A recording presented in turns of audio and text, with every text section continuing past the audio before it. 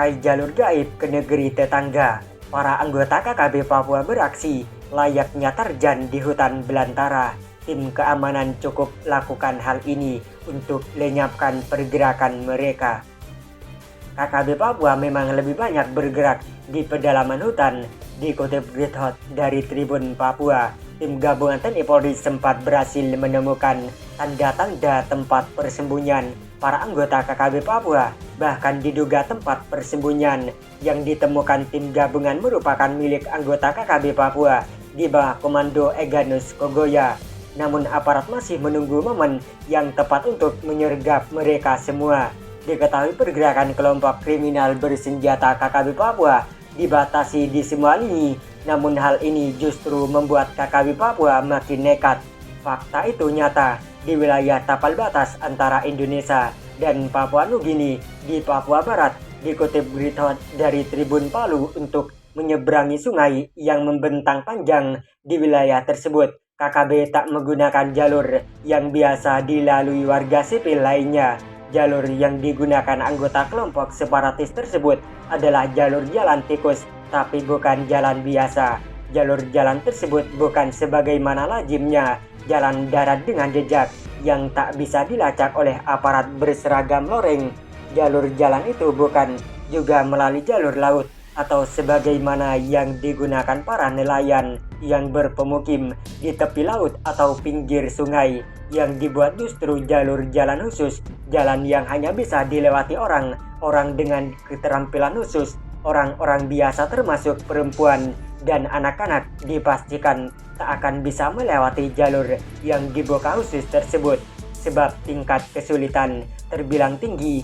Jangankan melewati jalur tersebut, untuk memulainya saja dibutuhkan nyali yang kuat, karena tanpa nyali dan keterampilan khusus siapapun akan susah melintasinya. Fakta itu terungkap dari video yang viral di media sosial beberapa waktu belakangan ini. Video tersebut memperlihatkan sebuah proses pelintasan yang tak biasa terjadi negeri tercinta ini. Bahkan prajurit TNI Polri yang bertugas di Papua pun sampai kaget melihat fakta tersebut. Bahkan di sebuah tempat di wilayah tapal batas antara Indonesia dan Papua Nugini PNG, membentang panjang sebuah sungai yang memisahkan Papua Nugini dari Indonesia. Sungai tersebut berarus deras dengan tingkat kesulitan yang tinggi bila dilakukan penyeberangan. Jangankan menyeberangkan manusia, untuk menyeberangkan barang bahkan ternak pun sekalipun susahnya minta ampun. Namun di tengah sulit menyeberangi sungai besar tersebut, ada hal janggal yang justru terjadi di tempat itu.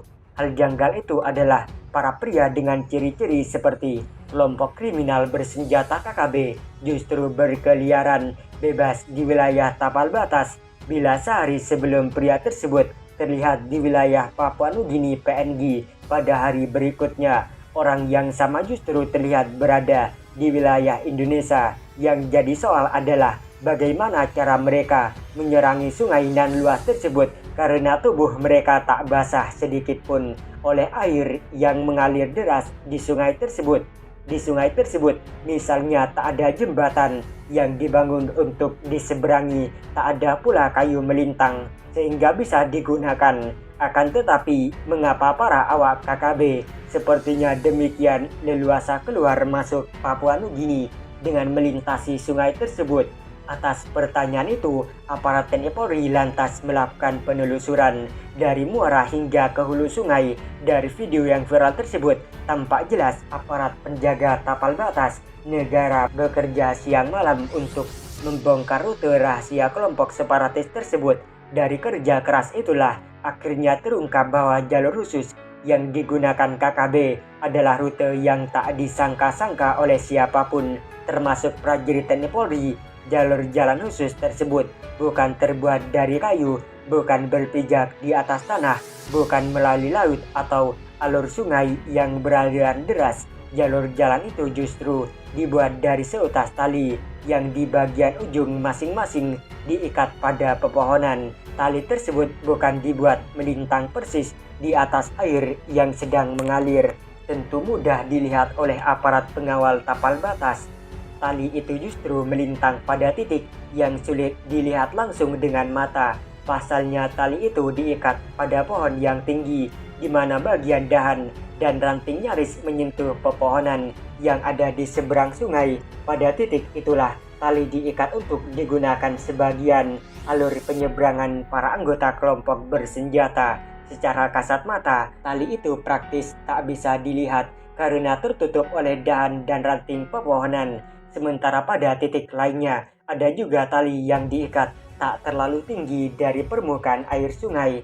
Melalui tali inilah para awak KKB leluasa keluar masuk Papua Nugini, termasuk untuk jual beli senjata api.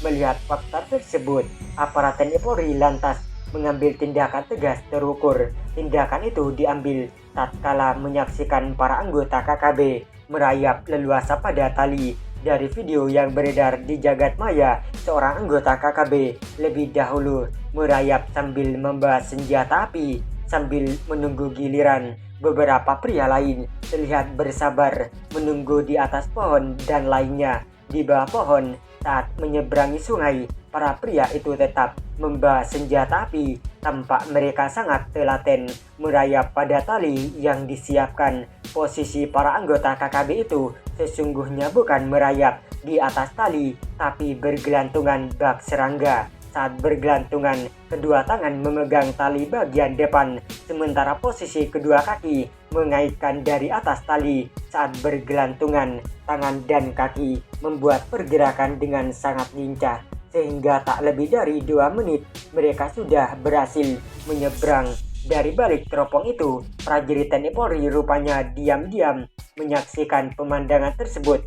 Lantaran apa yang dilakukan telah melanggar aturan hukum, sehingga aparat TNI Polri mengambil tindakan tegas. Hanya dengan beberapa tembakan, awak KKB itu satu persatu jatuh ke sungai. Mereka terjun bebas setelah nyawa dikirim ke alam baka. Dari video viral, tak disebutkan kapan insiden itu terjadi, tak disebutkan pula pada titik mana video itu diabadikan, bahkan tak diungkapkan pula beberapa awak KKB yang terjungkal dari atas tali saat menyeberangi sungai tersebut dan di atas perintah siapa para awak KKB itu bergerak.